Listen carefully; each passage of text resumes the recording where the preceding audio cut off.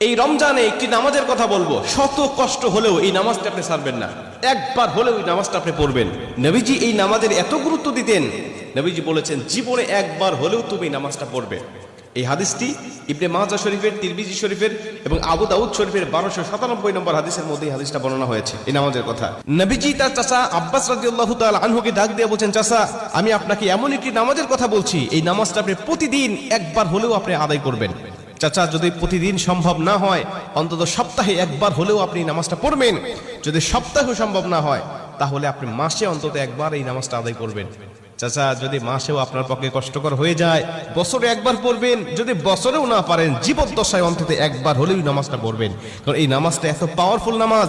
এই নামাজটা আদায় করার কারণে আপনার প্রকাশ্যে অপ্রকাশ্যে যত গুনাহ করেছেন, আপনার ইচ্ছায় অনিচ্ছায় যত গুনাহ করেছেন, আপনার অতীত জীবনে যত গুনাহ করেছেন, সব গুনাহ আল্লাহ আপনাকে ক্ষমা করে দেবে। চাচা এই নামাজটার নিয়মটা একটু ব্যতিক্রম। এই নামাজটাকে বলা হয় সালাতুত তাসবিহ। এই নামাজের মধ্যে অতিরিক্ত কিছু তাসবিহ পাঠ করতে হয়। সুবহানাল্লাহ, আলহামদুলিল্লাহ, লা ইলাহা ইল্লাল্লাহ, আল্লাহু আকবার।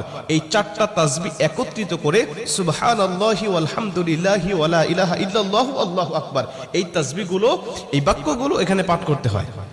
4 রাকাত বিশিষ্ট এই নামাজ সালাতুত তাসবিহ 4 রাকাত পড়তে হয় এক নিয়তে। 4 রাকাত নামাজে প্রতি রাকাতে 75 বার করে করে মোট 300 বার এই তাসবিহটা পাঠ করতে হয়। সুবহানাল্লাহি ওয়াল হামদুলিল্লাহি ওয়া লা ইলাহা ইল্লাল্লাহু আল্লাহু আকবার, এই তাসবিহটা, এই দোয়াটা 75 বার করে করে প্রতি 4 রাকাতে মোট 300 বার করে আপনি পাঠ করবেন। কি নিয়মে পাঠ করবেন আমি আপনাকে নিয়মটা শেখাচ্ছি। আবু দাউদ শরীফের 1297 নম্বর হাদিসের মধ্যে যে নিয়মটা এসেছে, আমি এই নিয়মটা আপনাকে শেখাচ্ছি। আমাদের সমাজে আর বেশ কিছু মানুষ বেশ কিছু নিয়ম বলে, কিন্তু আমি আপনাকে হাদিস থেকে সরাসরি নিয়মটা জানাচ্ছি। এটা আপনি রেকর্ড করে নেন, খাতা কলম থাকলে লিখে নেন। প্রয়োজনে এটা যত সোশ্যাল মিডিয়াতে যাবে, ফেসবুক ইউটিউবে যাবে, এটা আপনি সেভ করে নিজ আইডিতে শেয়ার করে রেখে দিবেন, যাতে আপনিও শিখতে পারেন, অন্য মানুষকে শিখাতে পারেন।